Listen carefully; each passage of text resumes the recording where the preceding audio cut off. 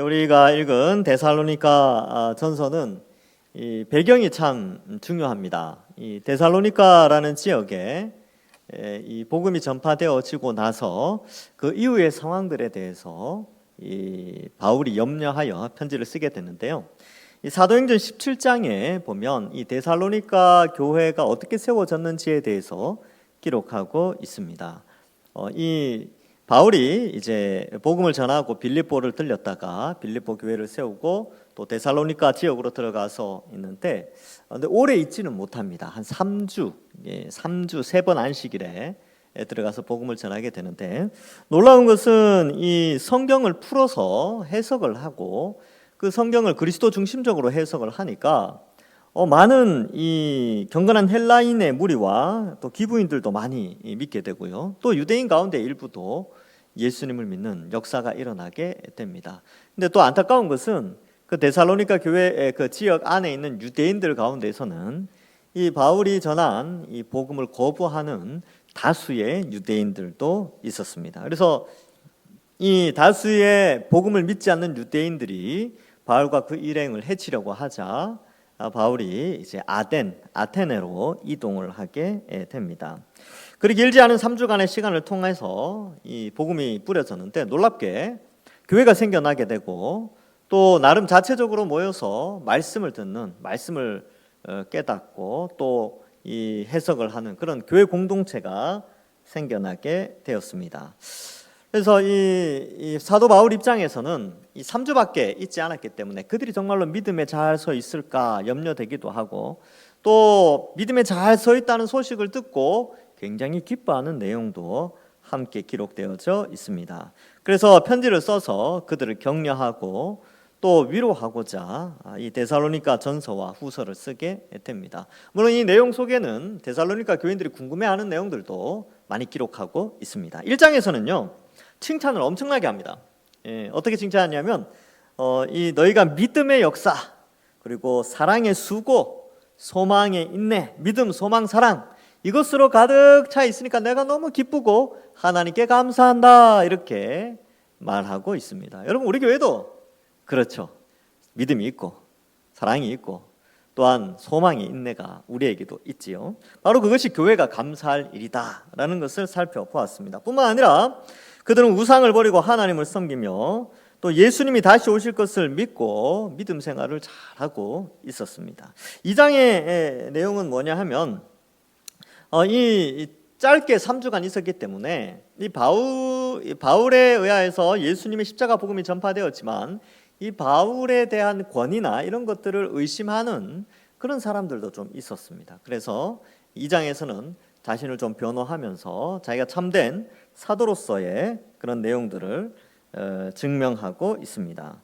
그리고 믿음을 지키기 위해 고난을 감수하며 신앙생활을 한다는 것을 이 데살로니가 교인들이 그렇게 하는 것을 보고 격려도 같이 하게 때문이지요. 그래서 이 데살로니가 교인들이요 어떻게 그렇게 짧은 기간 안에 신앙을 유지할 수 있었냐 하면 바울이 전한 말을 사람의 말로 받지 않고 하나님의 말씀으로 받았어요. 그래서 그 심령이 믿음이 굳건해지는 그런 은혜의 역사가 있게 됩니다. 여러분 이렇게 말씀을 중심으로 해서 가르치고 가르침을 받고 서로 믿음이 쌓여져 가고 이러니까 마치 가족처럼 서로 이렇게 더욱더 애틋한 그런 마음이 있게 됩니다. 그래서 이 2장 끝에 보면 참 너희를 보기를 원한다, 간절히 사모한다 뭐 이런 표현들도 나오게 되는 것이죠. 자, 이제 우리가 읽은 오늘 본문 말씀을 살펴보게 되면 이제 이 편지의 목적 가운데 하나인 그들에 대한 위로의 내용이 나오게 됩니다. 여러분 신앙생활을 하면요 많은 사람들이 예수님 믿으면 뭐 만사형통 모든 일이 잘 될 것이다 뭐 이렇게 알고 예수님 처음 믿는 분들이 종종 있어요. 사실 예수님 믿고 나서 잘 되는 경우가 상당히 많이 있습니다. 뭐 우리가 대표적인 증인들 아닙니까? 여러분 기도한 것도 많이 이루어졌죠. 신앙생활하면서 그래 재밌어요. 근데 또 예수님 믿다가 보면요 고난이라는 문제도 피해갈 수가 없습니다. 그래서 이 하나님의 축복이라는 한쪽 면과 또 고난이라는 한쪽 면이 붙어가지고 동전의 양면처럼 붙어서 우리의 신앙생활을 끌고 가는 것이죠. 그러면 여기 이제 뭐 고난의 문제들이 나오는데, 환난의 문제들이 나오는데 왜 환난이 생기는가도 한번 생각해 봐야 됩니다. 예수 믿는 사람이 왜 어려움이 생기는가? 일반적인 원리, 즉 뭐 이제 생을 살아가면서 오는 뭐 질병의 문제나 이런 것들의 문제가 아니라 예수님 믿지 않는 자들과 예수님 믿는 우리 사이에서 올 수 있는 갈등의 문제들, 특별히 이 데살로니가 교회 안에서는 데살로니가 지역에 있는 유대인들, 예수님 믿지 않는 유대교에 속한 유대인들과 예수님을 믿는 유대인 및 기독교회가 핍박을 받게 되는 거예요. 근데 이 핍박이라는 것은 결국은 신앙 때문에 받는 핍박입니다.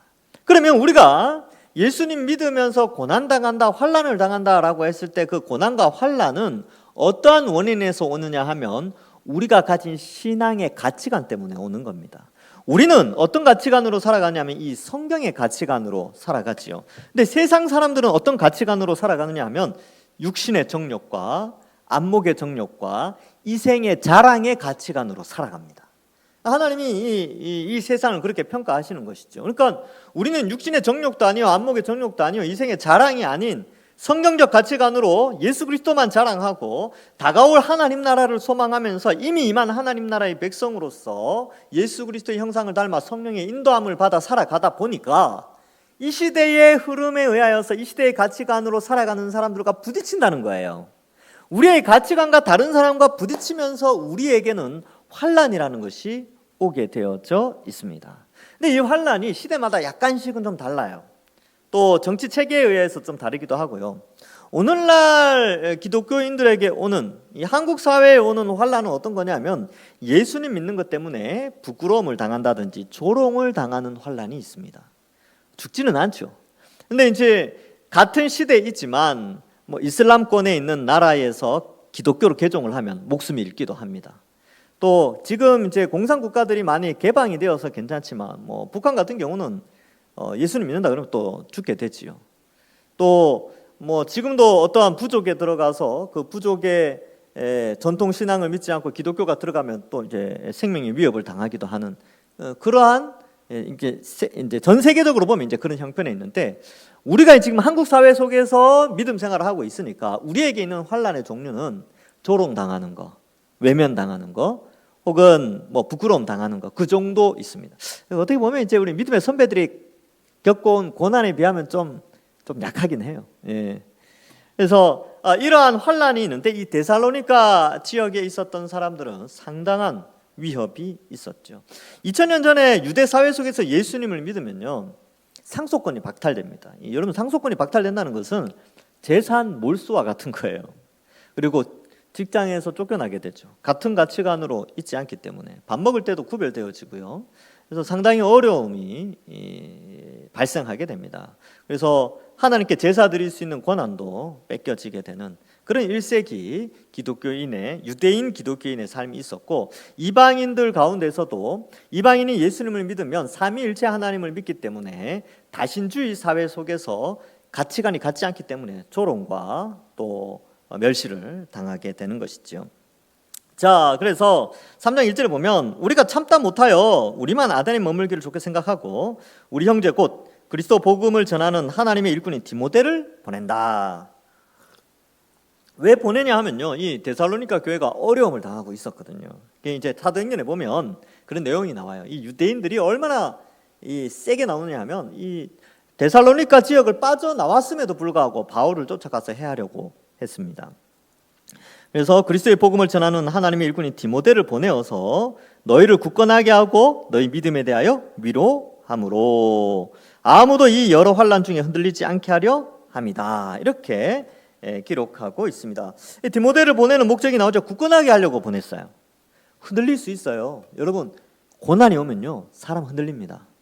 저도 흔들려요. 저도 어려움이 오면 저도 흔들린다니까요. 여러분들은 가정이나 사업이나 뭐 건강의 문제나 자녀의 문제가 어려움을 딱 다가올 때 흔들리지 않습니까? 당황해하고, 그렇죠? 인간을 의지하게 되고 방법을 의지하며 하나님 의지하기보다는 눈에 보이는 것 의지하고, 오히려 하나님 의지하기보다는 하나님 원망하고 사람 원망하고 그러면서 산다니까요. 저도 똑같아요.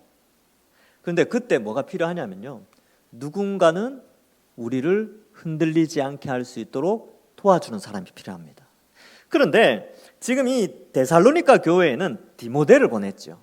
그럼 오늘날 우리가 힘들 때 하나님은 누구를 보내겠습니까? 말씀을 보내십니다. 우리 집에, 여러분들 집에 성경책을 이미 보내주셨어요.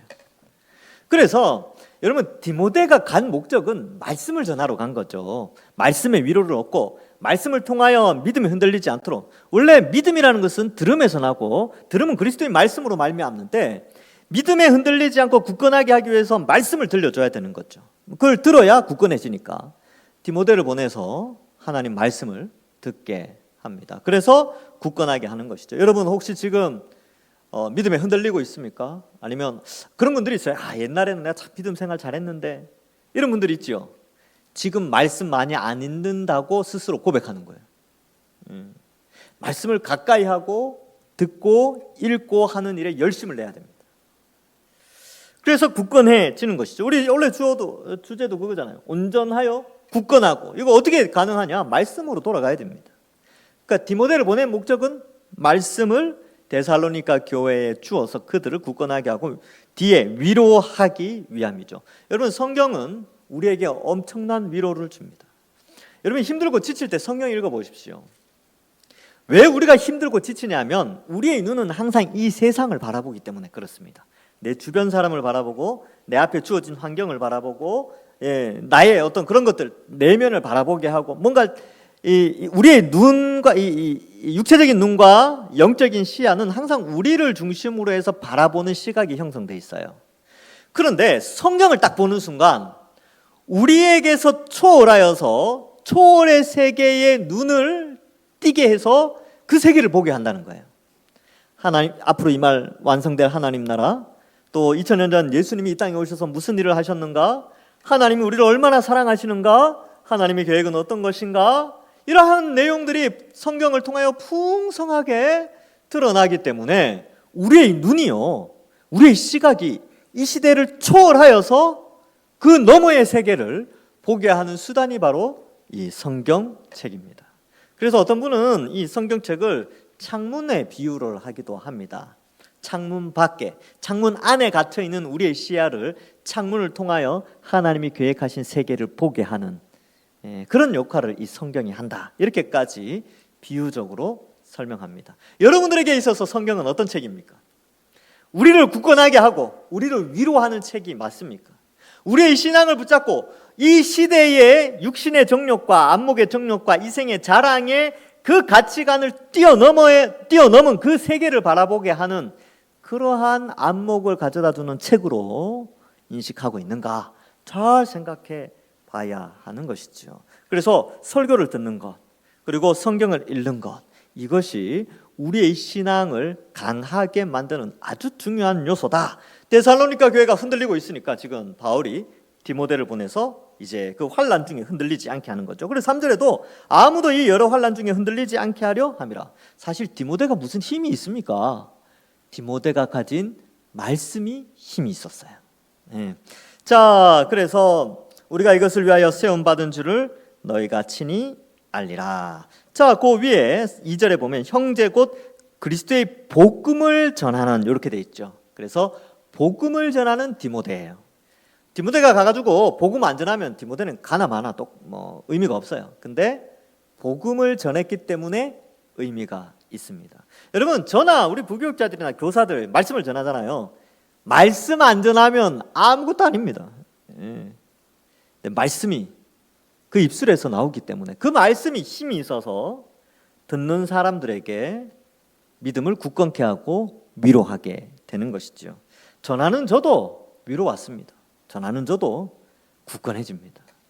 여러분들도 마찬가지죠. 교회는 이렇게 말씀을 통해 굳건해진다라는 사실을 우리는 인식해야 됩니다. 여러분, 지금 우리 교회 형편이 어떻습니까? 지금 엘리베이터 설치한다고 밑에 다 이렇게 계단 철거하고, 또 저는 또 걱정이에요. 제가 이제 의외로 담담한 것 같은데 걱정이 많은 사람입니다.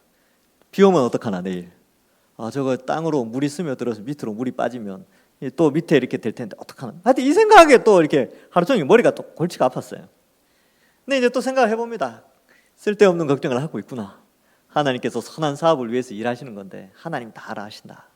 그리고 또 뭐 지하에 있는 뭐 그런 여러 가지 이제 누수로 인해서 생긴 것들. 처음에는 좀 걱정이 됐는데 또 말씀을 읽다 보니까요. 아유, 이건 정말 아무것도 아니에요.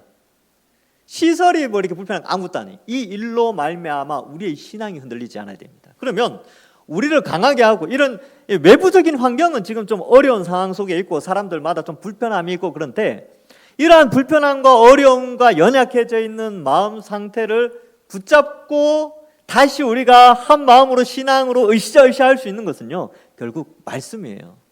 말씀의 위로함을 받고 말씀의 방향성을 깨닫고 말씀을 통하여서 하나님은 우리 교회를 사랑하신다. 우리 이 어려움이 있지만 하나님 우리 앞길을 선하게 인도하시고 굳건하게 하시고 위로하신다라는 것을 우리가 믿고 저도 믿기 때문에 우리는 말씀을 통해서 새롭게 또 이러한 어려움들을 이겨나가는 것이지요. 자, 그래서 4절에 보니까 우리가 너희와 함께 있을 때 장차 받을 환난을 너희에게 미리 말하야 하는데 과연 그렇게 된 것을 너희가 아느니라. 지금 여기에 있는 2000년 전에 이 사람들은요, 목숨이 왔다 갔다 하는 환난이었어요. 이 유대인들이요, 아주 그러니까 예수님을 믿지 않는 유대인들이 기독교인들을 공격하는 게 굉장히 강했습니다. 사도행전에 보면요, 사도 바울을 죽이려고 이 암살단 40명이 금식을 하는 장면도 나와요. 무섭지 않습니까? 여러분, 어떤 누군가를 죽이려고 금식하면서 막 저 사람이 이제 막 그죠? 막 단식하고 막 그 결단하고 있으면 무섭잖아요. 그 정도의 어려움이 있었다니까. 이 시대가 이 성경이 기록될 당시 시대가 그랬어요. 근데 오늘날 우리는 어떻습니까? 이때 비하면 우리의 환난은 뭐 그죠? 너무 크게 그렇게 생각하지는 맙시다. 물론 힘들죠. 개인에게는 힘듭니다. 그러나 이 당시에는 이런 환난도 있었다는 것을 알고 우리가 하나님 말씀을 의지하면서 이 어려움을 이겨 나가는 것이지요. 5절에 보면 이제 이러므로 나도 참다 못하여 너희 믿음을 알기 위하여 그를 보내었다. 그러니까 이제 보낸 목적이 나오죠. 앞에서는 굳건하게 하고 위로하게 하고 흔들리지 않게 하려고 디모데를 보내는데 또 하나의 목적은 뭐냐 하면 바울이 이 데살로니가 교회를 너무 사랑하는 거예요. 그래서 어떻게 해요?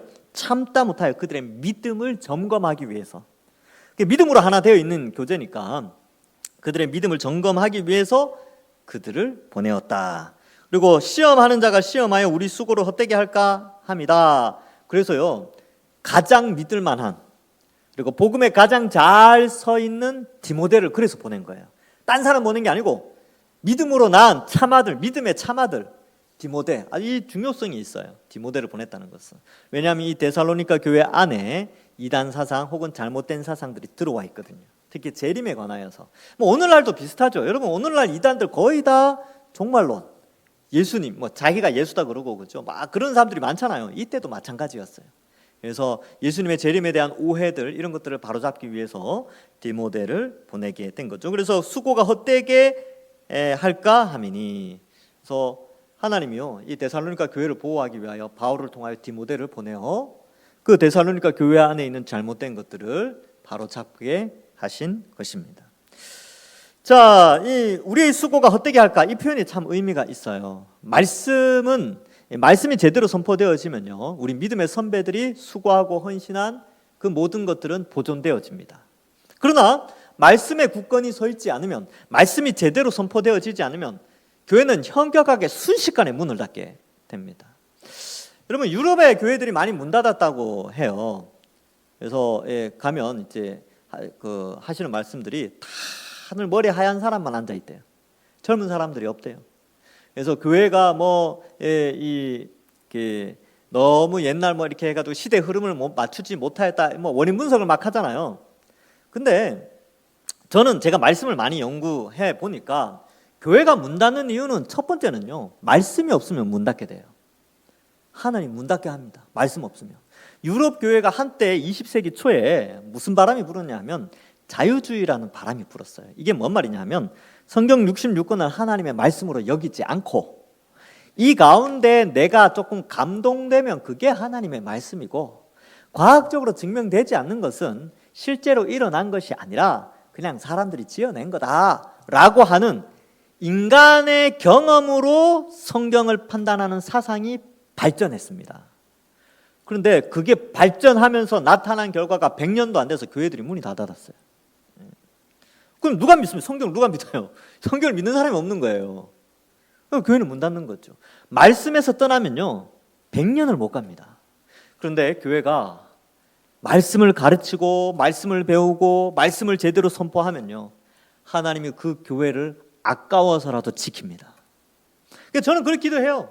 하나님, 제가 말씀 연구 많이 했는데 하나님 아깝지 않습니까? 하나님 아까워서라도 우리 동산교회 부흥시켜달라고 믿지 않는 자들, 안 믿는 영혼들 좀 보내달라고 그렇게 기도하고 있습니다. 예. 말씀이 있으면 하나님이 아깝다니까요. 이 교회 말씀이 이렇게 좋은데 사람들 보내주시지 않겠습니까? 그렇죠? 저와 같은 믿음을 가지시기 바랍니다. 예. 말씀이 있으면, 말씀이 살아있으면요 하나님이 영혼들 보내주십니다. 그래서 우리도 이 말씀에 든든히 서 있어야 되죠. 그래야 우리 믿음의 선배들이 수고한 수고가 헛되지 않게 되고요. 여러분들 여기 이제 어르신들 앉아 계시는데 여러분들 이때까지 동산교회 세우기 위해서 수고해 오셨고 지금도 수고하시는 그게 헛되지 않으려면 말씀이 서 있어야 돼요. 그러니까 말씀을 전하는 자들을 위해서 계속 기도해야 돼요. 저와 우리 부교육자들, 우리 교사들 위해서 기도해야 됩니다. 그래야 교회는 성장하고 유지되는 것이죠. 자, 6절 이하에 이제 디모데를 보냈는데 디모데가 돌아왔어요. 이 편지 쓰는 아주 진도가 빠르죠. 자, 6절에 보니까 지금은 디모데가 너희에게로부터 와서 너희 믿음과 사랑의 기쁜 소식을 우리에게 전하고 또 너희가 항상 우리를 잘 생각하여 우리가 너희를 간절히 보고자 함과 같이 너희도 우리를 간절히 보고자 한다 하니. 여러분 3주밖에 안 있었다니까요. 3주밖에 안 있었는데 이렇게 서로를 위하여 애틋한 가족의 마음을 가지고 있는 거예요. 하나님을 아버지로 예수 그리스도를 통하여서 한 가족이 된 거죠. 한 지체가 된 거죠. 그러니까 서로 떨어져 있으니까 간절함이 생기게 되는 것이죠. 보고 싶어 하고 또 데살로니가 교회도 얼마나 궁금했겠습니까? 이 복음을 전하고 갔는데 어떤 궁금한 점들이 3주 만에 어떻게 모든 걸 다 전달할 수 있겠어요? 에베소 교회처럼 한 3년 반 정도, 3년 이상 있으면야 어느 정도 이제 좀 정리가 되는데 3주 있었다니까요. 그러니까 궁금한 것도 정말 많았겠죠. 데살로니가 교회 성도들이. 그러니까 묻고 싶은데 바울이 오면 유대인들이 막 죽이려고 하니까 못 오고 있는 거예요. 디모데를 보낸 거죠. 그러니까 서로 간에 바울 일행은 믿음이 잘 서 있는가, 환난 가운데 잘 서 있는가 이게 궁금하고 또 데살로니가 성도들은 궁금한 것도 많은데 바울한테 물어볼 것도 많은데 막 그렇게 하고 서로 막 보기를 간절히 원하는 것이지요. 그래서 7절에 보면 이러므로 형제들아 우리가 모든 궁핍과 환난 가운데서 너희 믿음으로 말미암아 너희에게 위로를 받았다. 이게 참 재밌지 않습니까? 왜냐하면 2절에도 위로라는 단어가 나오는데 바울이 데살로니가 교회를 위로하기 위하여 디모데를 보냈어요. 그런데 디모데가 돌아와서 바울을 위로합니다. 그러니까 서로가 서로에게 위로가 되어지는 것이지요. 왜요? 말씀 안에 든든히 서 있는 것을 보고 바울이 위로를 받게 됩니다. 그전에 좀 불안했거든요. 애써서 3주 동안 생명의 위협 받으면서까지 복음 전했는데 그 복음이 없어지거나 아니면 교회가 막 이상한 그런 것들이 들어와서 변질되거나 아니면 성도들이 떠나가거나 그랬으면 참 불안했을 텐데 데살로니가 교회가 믿음에 서 있고 기뻐하고 그죠? 또 믿음과 소망과 사랑이 넘치는 것을 보고 위로를 받는 것이죠. 그래서 이게 말씀을 가르치는 자와 말씀을 배우는 자 간에 상호 위로함이 있다는 것입니다. 여러분들은 어때요? 설교를 들으면서 위로받죠? 은혜 받죠? 그럴 때 제가 은혜 받습니다. 이 원리 아시겠어요? 그러니까 여러분들은 말씀에 은혜 받잖아요. 말씀에 은혜 받고 변화된 삶을 사는 그 모습을 보고 저도 은혜 받습니다. 이런 원리. 근데 그 중심에는 뭐가 있냐면 말씀이 있는 거죠. 하나님의 말씀, 성경 66권이 있고 그래서 저와 여러분들 사이에 끈끈한 정이 형성되는 거예요. 그래서 이러한 것들이 이 교회와 또 말씀을 가르치는 자와의 관계가 형성되어지는 것입니다. 그러니까 이 사도 바울이요 궁핍과 환난 가운데서 위로를 받았어요. 이제 후원이 잘 될 때는 참 풍요하기도 했어요. 그래서 사도 바울도 자기가 풍요에 거할 때도 있었고 또 가난에 거할 때도 있었다. 어떠한 형편에서든지 자기는 자족함을 배웠다라고 빌립보서에서 이야기를 하는데 지금 상황은 좀 궁핍한 상황이었어요. 그리고 목숨의 위협을 느껴서 아테네로 피신한 그런 상황이거든요. 그러니까 그러한 가운데 데살로니가 교회가 든든히 서 있다 그러니까 얼마나 위로가 됐습니까? 저도 마찬가지로 저도 힘들고 지치고 어려울 때가 있겠지요. 근데 여러분들이 말씀 듣고 말씀에 아멘하고 또 이제 어떤 분은 나가면서 은혜 받았습니다 그러면 저도 위로가 받는 거예요. 그래, 그런 내가 힘들다고 생각했던 것은 그 모든 힘든 것들이 한순간에 사라지는 것이 바로 그런 것들이에요. 서로가 위로함을 받는 것이죠. 자, 그래서 8절에 그러므로 너희가 주 안에 굳게 선적 우리가 이제는 살리라. 아이고 이제 살겠다. 이런 거죠. 여러분 전에도 한번 예화를 들었는데 아들이 군대 갔어요. 부모 입장에서는 어떻습니까? 궁금하죠. 막 궁금해 죽는 거예요. 근데 이제 막 요즘이야 전화하는데 막 옛날에는 전화도 못 왔잖아요. 그래서 편지 한 통 오면 편지 받아보고 이제 살겠다 그러고 그죠. 또 한 며칠 지나면 요즘은 잘 지내나. 또 편지도 안 오고 그러면 막 보고 싶어가지고 면회도 자주 못 가고 멀리 있으니까. 또 면회 한번 가면 얼굴 보고 나면 또 아이고 이제 살겠다. 뭐 그러지 않습니까, 그죠? 예. 그것처럼 이 사도 바울도 그랬다는 것이죠.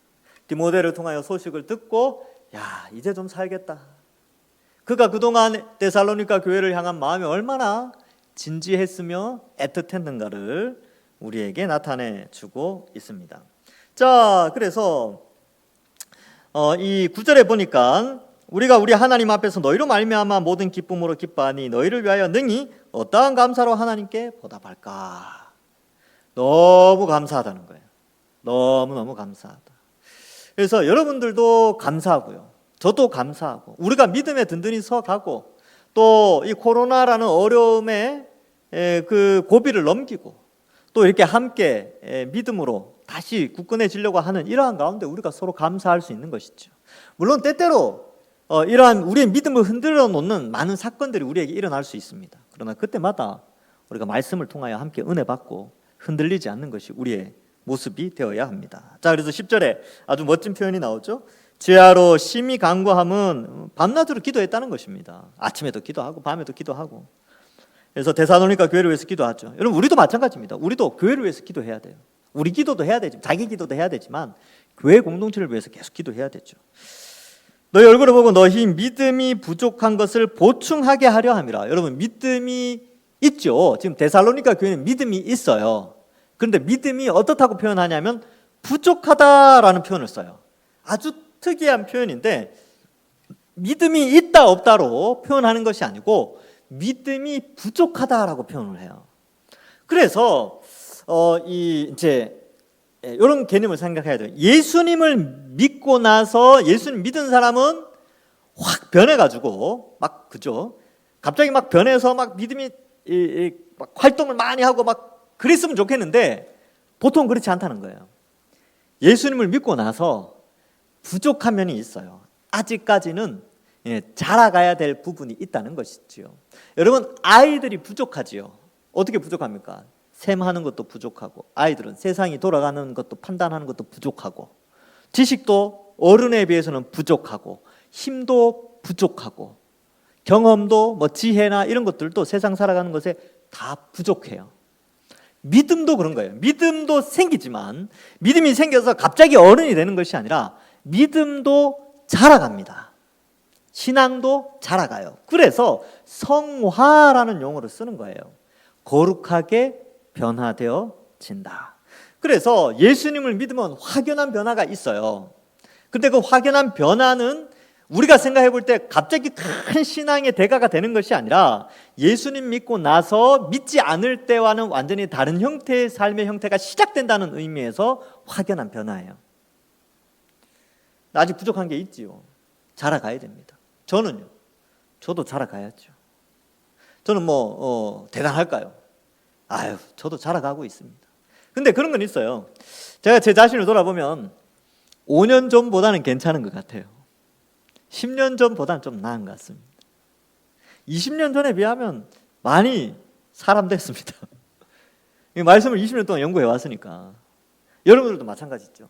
지금 여러분들 괜찮습니다. 괜찮은데 부족할 수 있어요. 그러면 어떡합니까? 어떻게 보충을 해요? 말씀을 많이 배우면서 자라가는 겁니다. 보충하는 것이죠. 그래서 여러분 이 하루 3끼만 먹으면 참 하루 3끼만 먹어도 잘 자라고 막 그러면 좋겠지만 성장기 아이들 보세요. 하루 3끼만 먹습니까? 아니요. 3끼 외에 온갖 거 다 먹습니다. 애들 막 냉장고 열었다 닫았다 수시로. 저도 아주 옛날이지만 막 클 때가 있었어요. 안 믿기시겠지만 저도 클 때가 있었습니다. 갑자기 확 크는데 냉장고문 얼마나 열고 닫았는지. 그리고 돌아서면 배고프고 돌아서면 배고픈 거예요. 왜요? 자라는 데 있어서 먹는 것이 보충이 되어져야 되기 때문에. 믿음도 똑같습니다. 믿음도 보충이 되어져야, 말씀이 보충이 되어져야 믿음이 자랍니다. 안 먹으면 안 자라요. 먹는 자리에 오지 않으면 자랄 수가 없습니다. 식탁 위에 가지 않고 식당에 가지 않는데 어떻게 아이가 자라겠습니까? 어떻게 사람이 배부를 수 있겠습니까? 그래서 믿음이 자라는 것은 믿음의 소리를, 말씀을 들어야 되는 것이죠. 그래서 여러분 믿음이 잘 자라길 원하십니까? 그러면 말씀을 가까이 하고 말씀을 듣는 자리, 말씀을 읽는 자리를 확보하셔야 됩니다. 여러분들 자녀들 많이 걱정되시죠? 얘네들이 믿음으로 잘 자랄까? 우리 부모님들이 성경 읽는 거 자주 보여주십시오. 원래 자녀들은 그걸 보고 배우거든요. 성경 읽고 자녀가 들어올 때 이때가 TV 보다가 애가 들어올 때가 됐다. 그러면 TV 끄고 성경책 펼치십시오. 그때라도 읽어야죠. 우리 엄마 아빠는 말씀 보는 분이구나. 그게 머리에 각인이 되어져서 그걸 닮아갑니다. 이게 아주 중요한 겁니다. 그래서 보충한다. 그래서 우리 교회도 마찬가지. 교회도 연약한 교회가 연약해질 때가 있어요. 어려움이 있으면 교회도 연약해지지요. 다툼이 일어날 수도 있고 또 갈등이 일어날 수도 있어요. 근데 그때 그것을 흔들리지 않도록 하는 것을 보충하는 것은 결국은 말씀이 제대로 선포되어지면 됩니다. 말씀으로 위로함을 받는 것이죠. 자, 11절부터 13절까지는 이제 기도문이 나옵니다. 자, 하나님 우리 아버지와 우리 주 예수는 우리 길을 너희에게로 갈 수 있게 하시오며, 보고 싶다는 거죠. 데살로니가 교인들을 간절히 보고 싶어서 기도하고 있습니다. 하나님 만날 수 있게 해주십시오. 왜요? 보충해 주려고. 믿음의 부족을 보충해 주기 위해서 만나고 싶어 합니다. 12절에 그 다음 기도 제목이 나오는데, 또 주께서 우리가 너희를 사랑한것 같이 너희도 피차간 모든 사람에 대한 사랑이 더욱 많아 넘치게 하사. 서로 사랑하라는 겁니다. 세 번째는 너희 마음을 굳건하게 하시고 우리 주 예수께서 그의 모든 성도와 함께 강림하실 때 하나님 우리 아버지 앞에서 거룩함에 흠이 없게 하시기를 원하노라. 자, 세 가지 기도 제목인데 이제 우리 용어로 바꾸면 이렇습니다. 사도 바울이 데살로니가 교인들을 보기를 원하는 것은 서로 간에 위로함이 있을 뿐만 아니라 말씀을 보충하기 위해서예요. 그래서 우리도 기도해야 됩니다. 하나님 우리 동산교회가 말씀으로 풍성해져서 믿음이 자라는 교회가 되게 해달라고 기도하셔야 됩니다. 바울도 기도했는데요. 우리도 당연히 기도해야지요. 두 번째 기도 제목은 서로 사랑하는 겁니다. 왜 이 사랑이 필요하냐 하면요, 환난을 극복하는 힘이 사랑에서 나옵니다. 이걸 전우회라고 하는데, 여러분 나만 어려우면 힘들어요. 고난 극복하기 힘듭니다. 근데 옆 사람도 똑같은 고난이 있어. 그래서 4차 성언 중에 동병상련이라는 게 있습니다. 그렇죠? 같은 질병을 가지면 서로 연민을 하면 힘을 주는 거죠. 그러니까 일종의 전우회 같은 거죠. 군대 가면 진짜 힘들어요. 유격하고 이러면 굉장히 요즘 같은 더운 날씨에 청년들 훈련 받으면 진짜 힘듭니다. 근데 지만 훈련 받으면 못 견뎌요. 내 옆에 다 막 수백 명이 같이 땀 흘리고 막 같이 앉아 때려섰다 하면 이 힘을 얻어요. 그걸 전우회라고 합니다. 그러니까 사랑이 왜 필요하냐면 예수 믿으면서 이 시대의 가치관과 갈등 가운데 지치고 환난 가운데 있는데 그걸 극복할 힘이 형제 사랑에서 나옵니다. 같이 힘을 얻는 것이죠. 아껴주고 격려해주고. 그래서 이 세상 공동체와 교회 공동체가 확연한 차이가 나요. 우리는 서로 아껴주고 격려해주고 위로해주고 이런 것이죠. 그리고 세 번째가 이제 거룩함을 위해서. 그러니까 예수님 언제 오실지 모르잖아요. 그러니까 주님 오실 날이 언제일지 모르기 때문에 이 거룩하게 살아야 됩니다. 이걸 기도하는 건데, 여러분 우리도 같이 기도해야 돼요. 우리 동산교회가 우리 동산교회 성도들은 어디 가서 욕 먹으면 안 되도록. 그리고 오히려 세상 사람들이 야, 너 교회 다니는 거 너 어느 교회 다녀? 와, 동산교회 성도들 참 괜찮네. 그런 말 들어야 되지 않겠습니까? 그죠? 그런 말 들으면요, 예수님 오실 때에 그 사람 하나님 다 아셔요. 칭찬해 주십니다. 그래서 우리가 주님 오실 때 예수님과 하나님 앞에서 거룩하고 흠이 없도록 우리가 살도록 기도하셔야 됩니다. 여러분, 이 시대가 얼마나 타락해 있습니까? 여러분들은 거룩하게 살아서 괜찮다고 해서 기도를 멈추면 안 돼요. 왜냐하면 우리의 자녀들, 우리 다음 세대들이 노출된 이 시대는 우리가 살던 시대보다 훨씬 악한 시대에 노출되어져 있습니다. 여러분들이 청년 때, 여기 이제 어르신들이 계시는데, 여러분들이 청년 때에 지금 돌아가신 믿음의 선배들이 무슨 말 했겠습니까? 그래도 우리가 살 때는 너네들 참 걱정된다. 앞으로 세상 말세다 말세야, 이런 말 많이 들으셨죠? 지금은 더 합니다. 지금은. 그러니까 기도해 주셔야 됩니다. 다음 세대의 거룩을 위하여서 이 타락한 시대에 거룩하게 살아갈 수 있도록, 그리고 안전하게 믿음의 안전성을 위하여서 이 여러 가지 온갖 잡다한 지식들이 많이 아이들의 또 우리 다음 세대를 공격하는 때에 진리가 우리 다음 세대에게 들어가서 그들이 안전하게 보호되고 거룩하게 살 수 있도록 기도해 주셔야 하는 것입니다. 말씀을 맺습니다.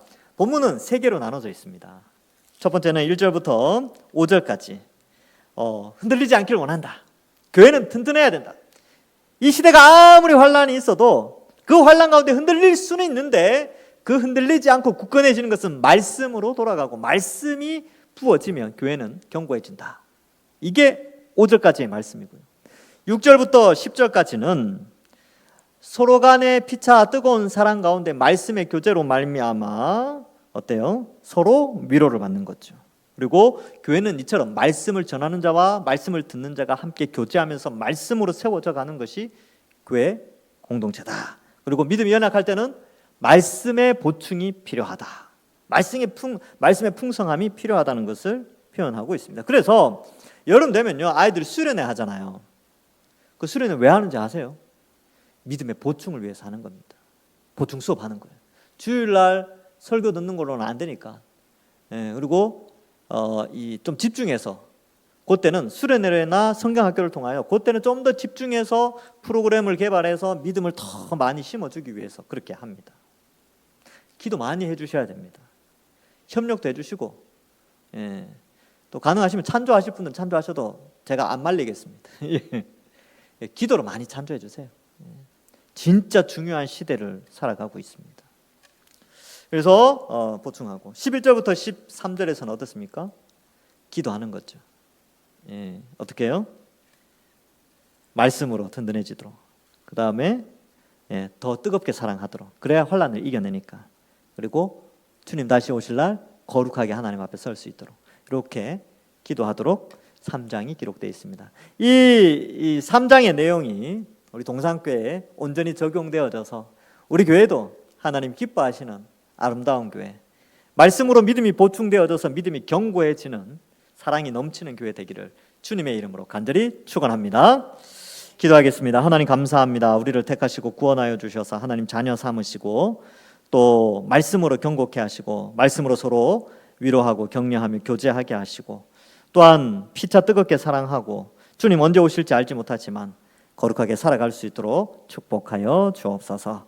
더욱더 우리 다음 세대들 믿음에 견고히 설 수 있도록 주님께서 축복하시고 우리 동산교회를 주님 앞으로도 더욱더 인도하시고 복내려 주옵소서. 감사드리옵고 예수님의 이름으로 기도하옵나이다.